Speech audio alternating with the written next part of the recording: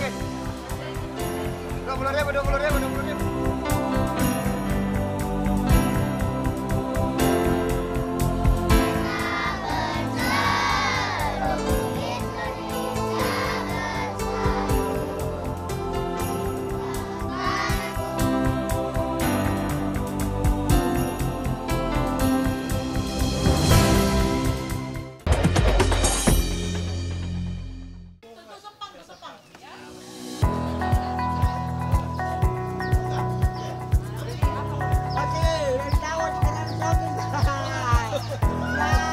Transportasi air, jalur sungai dan laut masih menjadi andalan warga perbatasan untuk melakukan perjalanan keluar ataupun masuk ke Pulau Sebatik. Baik untuk pergi ke Nunukan dan Pulau Tarakan atau bahkan ke negeri seberang. Ya, beginilah kondisi pelabuhan tradisional di Pulau Sebatik. Bongkar muat barang dan juga orang dilakukan hampir setiap hari. Tidak bisa dipungkiri, berada di perbatasan membuat kedua warga negara ini saling ketergantungan. Inilah Indonesia Membangun, TVRI Kalimantan Timur.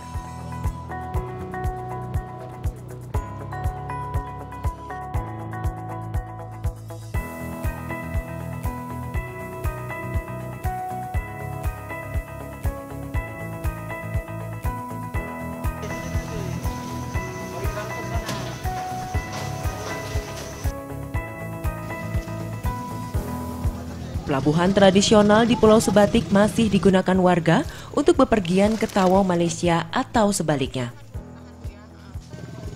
Pelabuhan tradisional ini berada di beberapa titik sepanjang Sungai Nyamuk, sungai yang langsung berbatasan dengan Malaysia di Pulau Sebatik.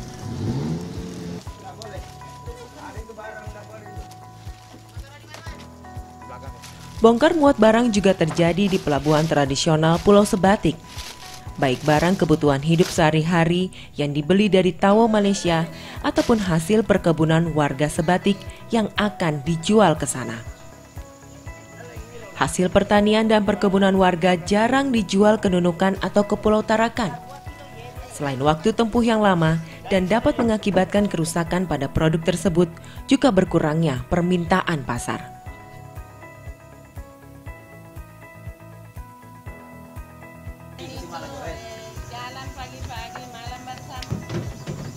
Masyarakat Sebatik tidak memiliki pilihan lain saat pedagang di Tawau menghargai hasil perkebunan mereka meski dengan harga yang lebih rendah dari harga umumnya. 31.000. Mereka hanya berharap semua hasil kebun dapat laku terjual dan uang hasil penjualan dapat menyambung hidup mereka. Akhirnya, hasil perkebunan maupun hasil perikanan warga dihargai dengan ringgit, bukan rupiah. Inilah yang juga menyebabkan seluruh kebutuhan pokok warga perbatasan di Pulau Sebatik, Kabupaten Nunukan, Kalimantan Utara bergantung pada pasokan dari Malaysia. Warga Sebatik hanya membutuhkan waktu 15 menit menuju Tawau, Malaysia dengan menggunakan speedboat ataupun kapal motor. Mereka harus mengarungi perairan internasional untuk menjangkau lokasi itu. Tarifnya pun jauh lebih murah daripada menuju ke Tarakan ataupun Nunukan. Hanya Rp60.000 atau Rp20 Malaysia. Sedangkan ke Nunukan atau ke Tarakan bisa mencapai Rp100.000 hingga Rp250.000. Berapa tambangnya pergi Tawau? Rp20. Rp20. Wah.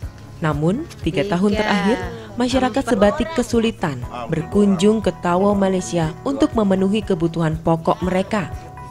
Hal ini terkait larangan bagi alat transportasi warga Sebatik merapat di pelabuhan Tawau dengan alasan sarana transportasi yang digunakan tidak memenuhi standar keamanan internasional.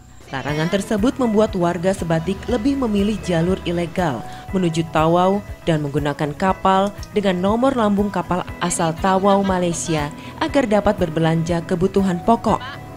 Tentunya dengan membawa kelengkapan administrasi berupa paspor atau pas lintas batas.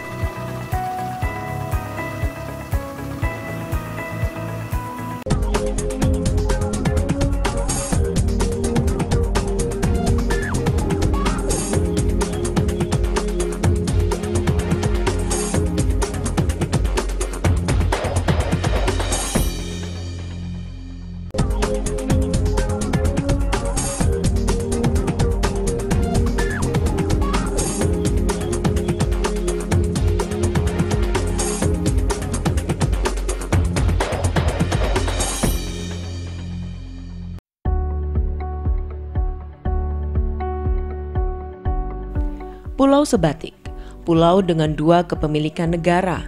Bagian utara milik Indonesia, sedangkan bagian selatan milik Malaysia.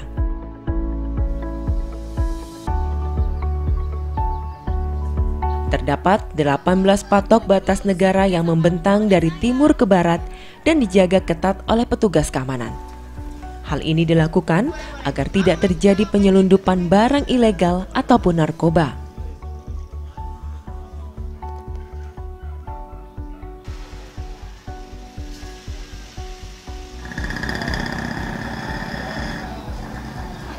Bapak yang buka kan? Ya. Orang ikat mati. Baru sekalian angkatkan. Siang Pak, ini bawa barang apa Bapak? Ini jagung titi Pak.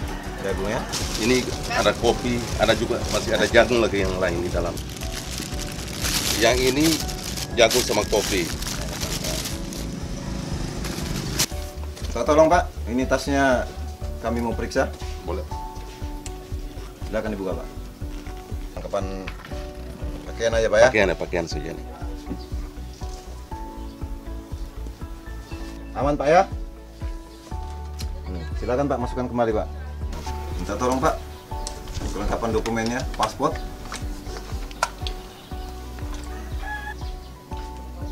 Ini paspor Bapak, Kadir Loe Muda. Iya. Saya catat dulu Bapak, tujuannya mau ke mananya? Mau ke Malaysia. Mau ke Malaysia, di kota? Di daerah mana, di kawasan mana? Oladato. Iya. Darat. Bapak pekerja apa di sana? Petani. Petani. Iya. Bagian kelapa sawit. Buruh sawit. Iya, bersama. Buruh sawit Pak ya? Oh ya. Saya catat paspor Bapak, kelengkapan Bapak ya. Iya.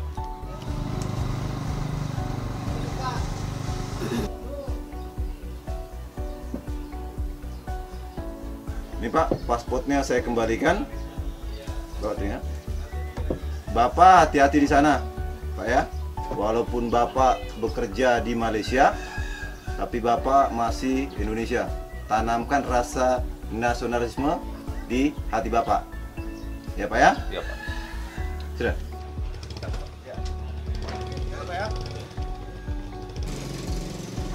Tugas kami di sini di Patok 3 mengecek pelintas batas baik dari Malaysia maupun dari Indonesia. Mengecek dokumen, barang bawaan. Jangan sampai ada barang-barang terlarang yang dibawa masuk ke Indonesia, seperti narkoba, minuman keras. Dan tugas pokok kami mencegah illegal mining, illegal fishing, illegal trafficking, dan ilegal lainnya. Titik perbatasan di Pulau Sebatik bahkan berada di pemukiman padat penduduk, seperti rumah milik Hasidah di Desa Aji Kuning, Sebatik Tengah. Rumah pemberian dari orang tuanya berdiri di atas tanah kedua negara.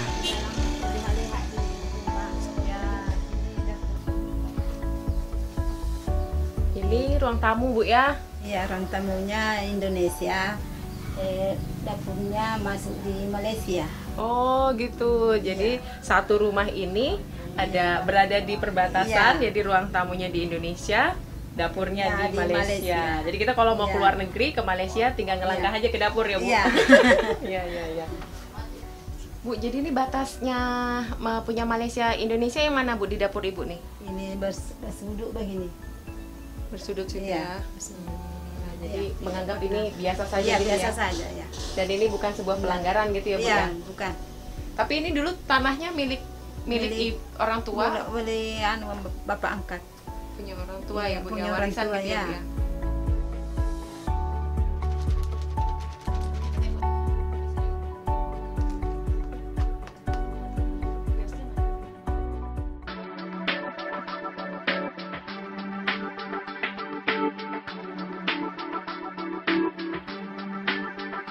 Pulau Sebatik menjadi salah satu perbatasan yang diistimewakan oleh negara. Sejak kunjungan Presiden RI Joko Widodo ke Kabupaten Nunukan, Kalimantan Utara tahun 2015 lalu, proyek infrastruktur gencar dilakukan di pulau yang berbatasan langsung dengan Malaysia.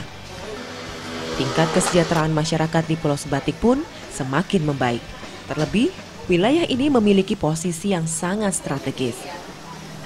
Perputaran roda perekonomian di Pulau Sebatik berfluktuasi mengikuti nilai tukar ringgit Malaysia. Saat ini, nilai tukar rupiah terhadap ringgit Malaysia yaitu Rp3.100.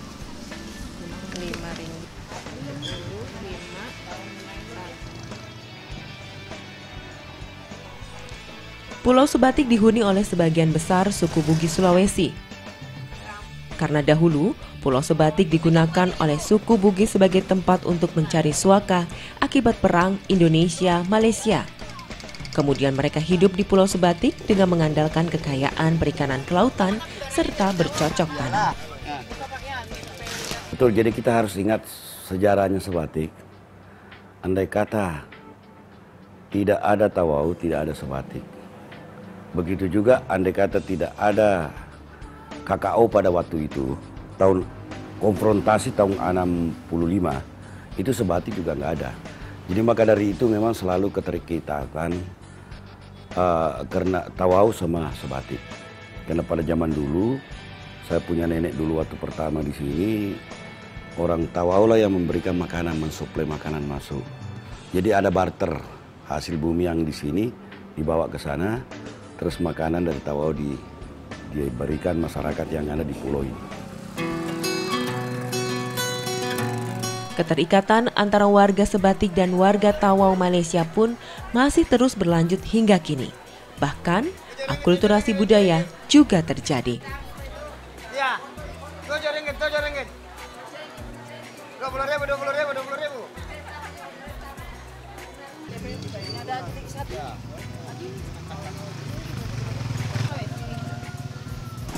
Tak ada pilihan lain.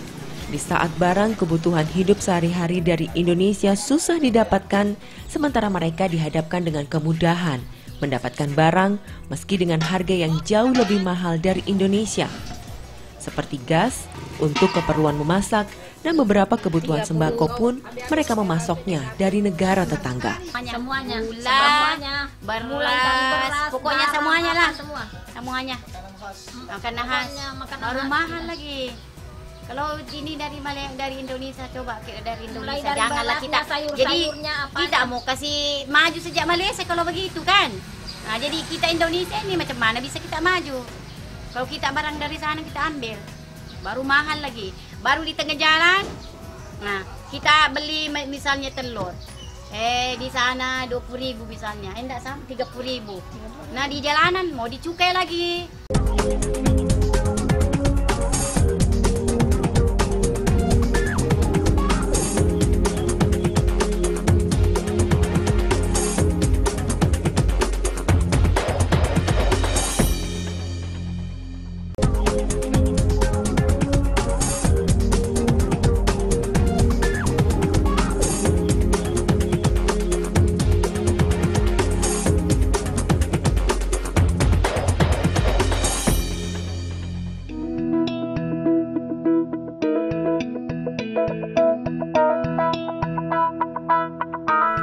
Beruntungnya Pulau Sebatik selain berada di posisi yang strategis, juga dianugerahi tanah yang subur. Berbagai macam tanaman khas iklim tropis bisa tumbuh di sini. Kakao dan kelapa sawit misalnya, yang sejak dulu menjadi komoditas unggulan Pulau Sebatik, mampu membawa kesejahteraan bagi warga.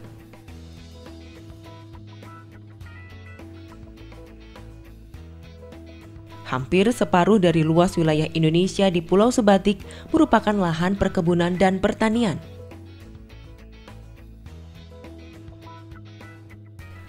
Berbeda dengan zaman dahulu, kini komoditas unggulan Pulau Sebatik perlahan mengalami penurunan penjualan ke Tawau Malaysia.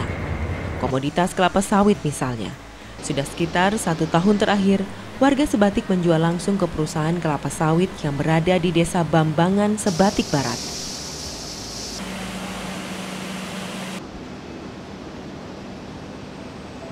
Perusahaan ini merupakan pabrik CPO pertama di Sebatik dengan kapasitas 30 tandan sawit segar setiap hari.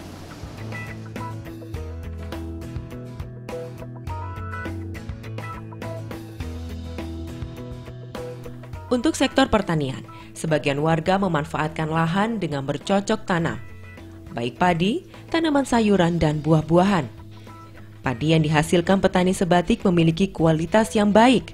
Sebagian dijual di pasar tradisional Pulau Sebatik, sebagian lagi dijual ke Tawau, Malaysia. Begitu pula dengan tanaman sayuran dan buah-buahan. Meski dengan harga tak begitu tinggi, namun mereka tetap menjual ke Tawau.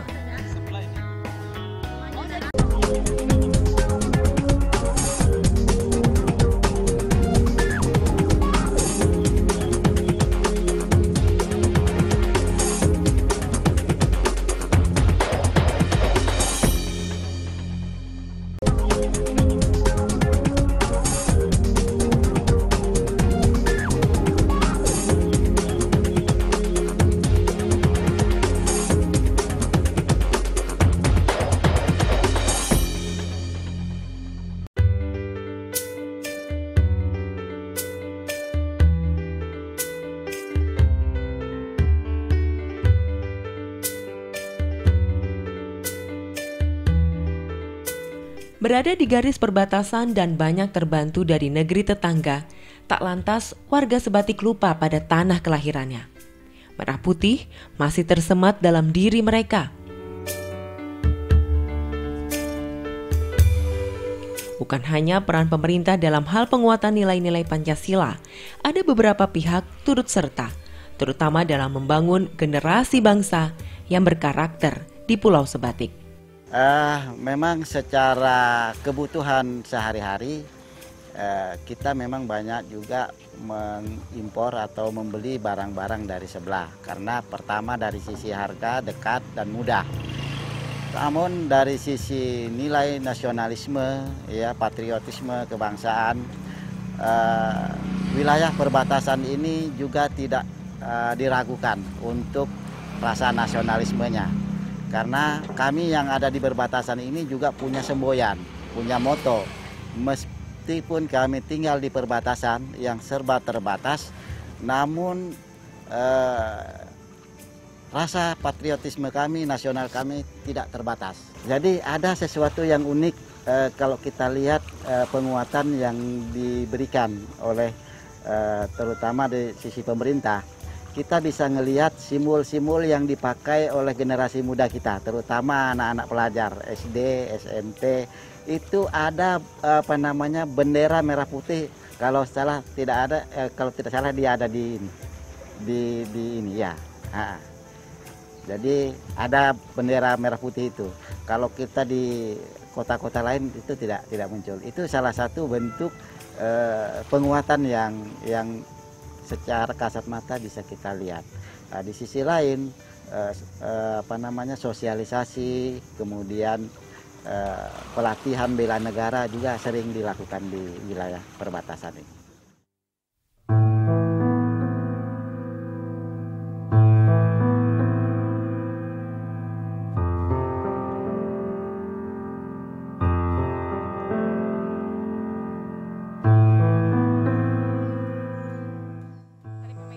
Seperti sekolah tapal batas yang berada di Desa Limau, Pulau Sebatik. Sekolah ini diperuntukkan bagi anak-anak TKI yang bekerja di perkebunan sawit milik Malaysia. Di sini, anak-anak TKI mendapat pendidikan berdasarkan kurikulum tahun 2013, walaupun dengan infrastruktur sekolah yang seadanya.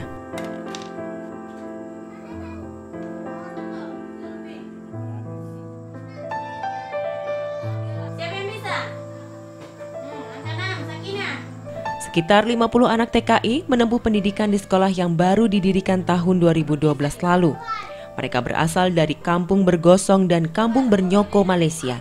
Dua kampung terdekat dengan batas negara tersebut merupakan areal perkebunan sawit.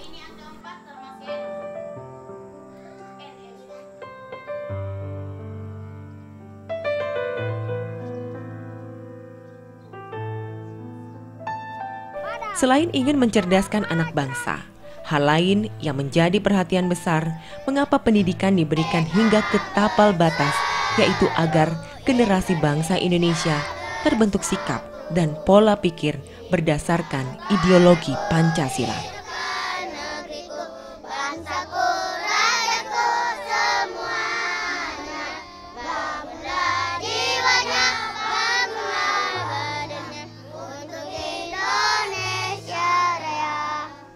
alhamdulillah kami ada mitra dengan TNI.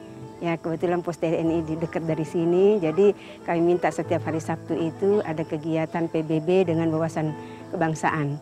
Nah, jadi mereka memberikan materi-materi seperti itu. Kemudian kami ada kunjungan ke sana ke TNI dan mereka memperkenalkan alat-alat senjata, sehingga yang dulunya itu anak-anak kami hanya minatnya combat, mau jadi tentara saja.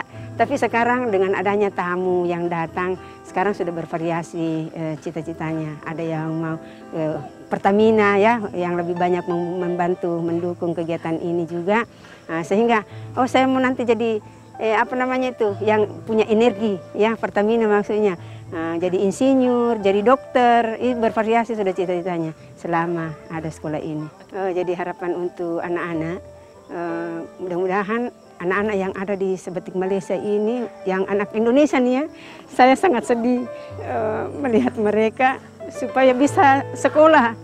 Mungkin bukan hanya di sini saja, kemudian saudara-saudara kami yang punya pendidikan bisa membantu. Jangan hanya di kota saya tinggal, tetapi lihat saudara kita yang tidak sekolah, ya masih banyak di sana, di kampung 900 dan lain sebagainya, yang masih banyak butuh pendidikan. Dan untuk pemerintah saya sangat berharap, khususnya program Bapak Presiden kita Jokowi, yaitu Nawacita, mudah-mudahan diperhatikan betul-betul ini, khusus pembangunan, karena belum punya asrama, ya belum memadai, anak-anak hanya tidur di papan saja, kami hanya siapkan triplex, mereka tidur di situ. Berdekat-dekatan. Jadi harapan kami mungkin khususnya tenaga pengajar itu mungkin diangkat sebagai tenaga PNS ya, dan juga jangan sungkan-sungkan untuk membantu, insya Allah rezeki dari Allah Subhanahu wa Ta'ala banyak.